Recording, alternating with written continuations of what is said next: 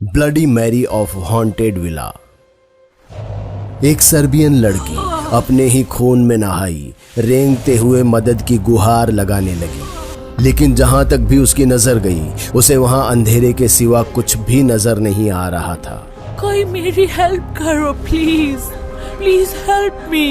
वो लड़की अपने अधमरे शरीर को घसीट ही रही थी कि अचानक एक लंबी औरत जिसने एक नन का रूप धारण किया हुआ था उसके सर पर पैर रखकर कुचलते हुए बोली, मुझसे क्या शर्माना, तुमने मुझे याद किया, लो मैं आ गई, अब क्या मेरे गले भी नहीं लगोगी। एक फ्लैट के लिविंग रूम में बैठे दो कपल्स नतालिया जोहन और रोहन जारा अभी अपनी बियर एंजॉय कर ही रहे थे कि जारा जो नशे में धुत थी एक बड़ा घूंट लेने के बाद बड़बड़ाने लगी, ये साला मैनेजर खुद को समझता क्या है।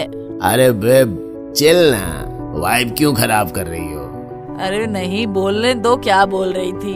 हाँ साला मैनेजर खुद को मेरा बाप समझता है। ब्रेक में ज्यादा सिगरेट मत पियो, डार्क लिपस्टिक मत लगाओ और आज मुझे कहता है ऐसे टॉप्स मत पहनो, कमर दिखती है। अरे मेरी कमर में छुपाओ या दिखाओ, तुझे क्या। ए ब्रो चिल करना यार, अपुन के पास तेरी प्रॉब्लम का सलूशन है। सुनो लॉन्ग वीकेंड है, गोवा चलते हैं। उधर मेरा एक पुश्तैनी विला है, सुना है रात को वहाँ किसी के फुसफुसाने की आवाजें आती है। चलते हैं ना दोस्तों, देखो उधर भूत का फुसफुस, इधर अपुन का। इससे पहले कि जॉन अपनी बात पूरी कर पाए चारों दोस्त जोर से हंसने लगे और अगले दिन सुबह होते ही गोवा के लिए रवाना हो गए। 6 घंटे की लंबी ड्राइव के बाद जब चारों गोवा पहुंचे तो सब अपने लगेज उतारने के बाद थककर चूर हो अपने कमरे में सोने चले गए। शाम के जवान होते ही चारों अपने कमरे से बाहर आ गए। स्विम सूट पहन विला के सामने खुले बीच पर मौज मस्ती करने निकल पड़े।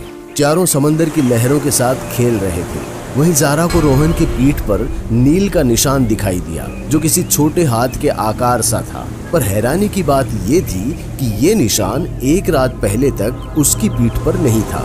रोहन तुम्हारी पीठ पर ये चोट कैसी? बहुत गहरा नील है। अच्छा, पर दर्द तो महसूस नहीं हो रहा है। खैर छोड़ो, हो सकता है जाने अनजाने में कभी लग गई होगी। खैर रात का क्या प्लान? या तो मैं तुम्हें बता सकती हूँ या मैं तुम्हें दिखा सकती हूँ। जारा रोहन को छेड़ते हुए विला में अपने कमरे की तरफ भागती है। रोहन भी मुस्कुराते हुए उसके पीछे भागता है। रोहन लिविंग रूम से गुजरते हुए जैसे ही अपने कमरे की ओर जा रहा था कि अचानक उसके कानों में एक आवाज पड़ी जो मानो लिविंग रूम में लगी एक नन की पेंटिंग से आ रही हो। रोहन रुककर उस आवाज का सच जानना चाहता था, मगर उसके अंदर वासना की ऐसी आग जल रही थी जिसे कोई उत्सुकता नहीं बुझा सकती थी, और इसी आग के चलते वो जारा के पीछे कमरे में चला गया। रोहन के जाते ही उस नन के पोर्ट्रेट की मुस्कान अपने आप बढ़ने लगी, मानो उसे एक बड़ा शिकार मिल गया हो। इधर नतालिया और जॉन भी समंदर से विला में अंदर ही आ रहे थे। हे बेब, तुम एक कमाल की चीज देखना चाहोगी? नतालिया की उत्सुकता देख जॉन उसका हाथ पकड़कर उसे कमरे में ले गया और अपने बिस्तर के नीचे एक संदूक को निकालते हुए बोला, ये मेरे परदादा की संदूक है। इसमें इस विला की बेशुमार और बेशकीमती यादें हैं, जिनमें से एक है ये गाइड टू रोज विला।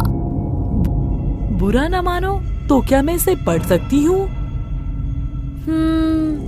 ये कुछ अलग है। Bloody Mary the caretaker. इस विला के मालिक लॉर्ड डेनिस ने अपनी केयरटेकर के रूप में ब्लडी मैरी को याद किया क्योंकि उन्हें अपने इस छोटे से आशियाने से गहरा लगाव था। ब्लडी मैरी ने बहुत दिल और जान से इस विला की हिफाजत करी, पर वो डेनिस से प्यार कर बैठी और जब भी डेनिस अपनी अय्याशी के लिए किसी रखेल को लाता तो उसकी लाश अगले दिन समंदर के किनारे मिलती।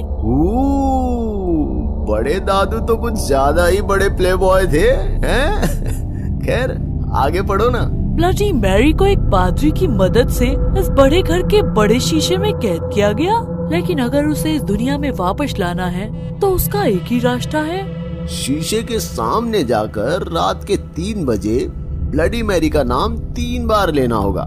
क्या बोलती हो, एक बार ट्राई करें? याद रखना, मुझे कुछ हुआ तो भूत बनके तुमसे चिपक जाऊंगी। बिल्कुल ऐसे। जॉन नतालिया की बात सुनकर जोर और नतालिया को उठाते हुए बाथरूम में ले गया। एक तरफ जॉन का दरवाजा बंद हुआ तो दूसरी तरफ ब्लड मैरी के पन्नों की वो मैनुअल। कुछ घंटों के बाद जब चारों थक हार कर सो चुके थे, अचानक नतालिया की आंखें खुली और वो पानी भरने के लिए किचन की ओर चल दी। उसकी नजर लिविंग रूम में लगी एक घड़ी पर पड़ी जिसमें 3 बज रहे थे, जिसे देख वो मुस्कुराई और हंसते हुए शीशे के सामने जाकर कहने लगी, हाँ तो ब्लडी मैरी, तुम्हारा सच पता लगाया जाए। क्या तुम सचमुच हो या बस एक छलावा? Bloody Mary, Bloody Mary, Bloody Mary. Natalia के 3 बार ब्लडी मैरी बोलते ही मानो हवा थम सी गई। कीड़ों की चींची भी एकदम शांत हो गई और चारों ओर डर का सन्नाटा सा पसर गया। नतालिया का गला अब सूखने लगा था। इससे पहले कि वो कुछ समझ पाती, शीशे के अंदर से एक काली रोशनी निकली जिसने उस बेचारी लड़की को अपने अंदर खींच लिया। शीशे की काली दुनिया के अंदर खींचे जाने की वजह से नतालिया के हाथ पैर छिल चुके थे और वो लहूलुहान हो चुकी थी। उसने चारों तरफ देखा पर अंधेरे के सिवा कुछ नहीं देख पाई। चोटिल होने के कारण वो ठीक से अपने दोनों पैरों पर चल भी नहीं पा रही थी, इसलिए नतालिया रेंगते हुए मदद की गुहार लगाने लगी। कोई मेरी हेल्प करो मेरी, कोई प्लीज हेल्प मी। नतालिया अपने अधमरे शरीर को घसीट ही रही थी कि अचानक एक लंबी औरत जिसने एक नन का रूप धारण किया हुआ था, उसके सर पर पैर रखकर कुचलते हुए बोली, मुझसे क्या शर्माना, तुमने मुझे याद किया, लो मैं आ गई। अब क्या मेरे गले भी नहीं लगोगी? मैंने तो बस मजाक में सोचा कि शायद ये एक फर्जी कहानी होगी, पर तुम तो मुझे नहीं मारोगी। मैं तो इस मकान के मालिक की गर्लफ्रेंड हूँ, कोई घुसपैठिया नहीं। इससे पहले कि नतालिया अपने आखिरी शब्द भी बोल पाती, ब्लडी मैरी ने अपने नाखूनों से उसके शरीर के 2 टुकड़े कर दिए और शीशे से बाहर आ गई। रोहन और जारा, जो किसी सांप के जोड़े की तरह एक दूसरे से चिपक कर सोए हुए थे, खिड़की के झटके से खुलने की वजह से उठ गए। रोहन खिड़की बंद करने के लिए उठा तो उसे बाहर बीच पर एक औरत नन के कपड़ों में दिखाई दी जो उसकी तरफ हाथ वेव कर रही थी। रोहन को यह सब अजीब लगा, इसलिए उसने जल्दी से उस खिड़की को बंद कर दिया।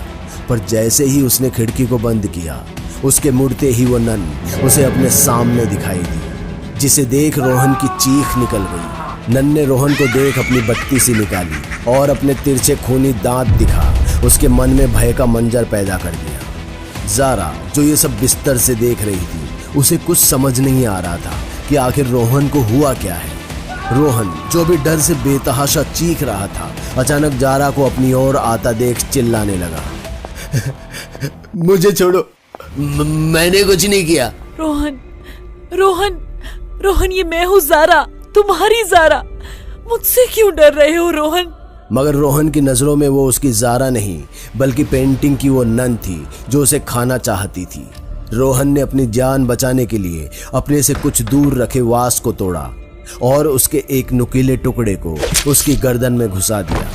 कुछ पलों के लिए उसे लगा मानो उसने नन को मार दिया, लेकिन जब उसने अपने होश संभाले तो उसे महसूस हुआ कि उसने अपनी ही गर्लफ्रेंड जारा को मौत के घाट उतार दिया।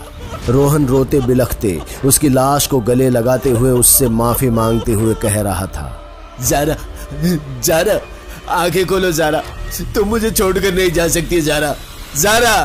रोहन अभी पश्चाताप की आग में जल ही रहा था कि अचानक उसके कानों में फिर से वही आवाज पड़ी जो उसे घर में आते वक्त पहले भी सुनाई दी थी। रोहन उस आवाज को सुन ऐसा आग बबूला हुआ कि वो गुस्से में बाहर जाकर उस नन की तस्वीर के आगे खड़ा होकर जोर से चिल्लाते हुए बोला, हिम्मत है तो मेरे सामने आ, तूने मेरी जारा की जान ली है, मैं तुझे जिंदा नहीं छोड़ूंगा। रोहन के इतना कहते ही वो तस्वीर मुस्कुराने लगी। उस तस्वीर की फ्रेम के दोनों ओर से खून से सनी उंगलियां निकलने लगी और देखते ही देखते निचले फ्रेम से पैर निकले जो रफ्तार से उसकी ओर भागते हुए उसके शरीर को ही कुचल गए। रोहन का मृत शरीर बेजान हो फर्श पर पड़ा था और उसके खून से विला की सफेद टाइल्स अब लाल हो चुकी थी। जॉन, जो काफी देर से घोड़े बेचकर गहरी नींद में सोया हुआ था, रोहन की चीख से उसकी नींद टूटी। उठते ही उसे एहसास हुआ कि नतालिया भी कमरे में नहीं थी। उस चीख और नतालिया का पता लगाने के लिए जैसे ही वो कमरे से बाहर निकला, उसके होश ठंडे पड़ गए, क्योंकि एक तरफ रोहन का कुचला हुआ शरीर फर्श पर बेजान पड़ा था, तो दूसरी तरफ उसकी नतालिया का आधा मृत शरीर शीशे में घुसा पड़ा था। जॉन की समझ से ये परे था कि यहाँ ये सब क्या और कैसे हुआ, मगर वो इतना जरूर जानता था कि अगर वो यहाँ से नहीं निकला तो उसकी जान भी खतरे में होगी।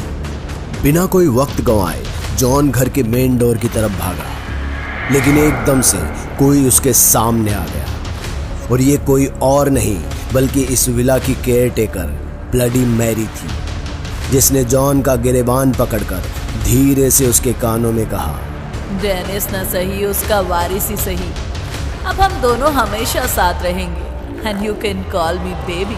ओह ब्लडी मैरी। ब्लडी मैरी ने जॉन को जोर से चूमा और खींचते हुए अंदर ले गई।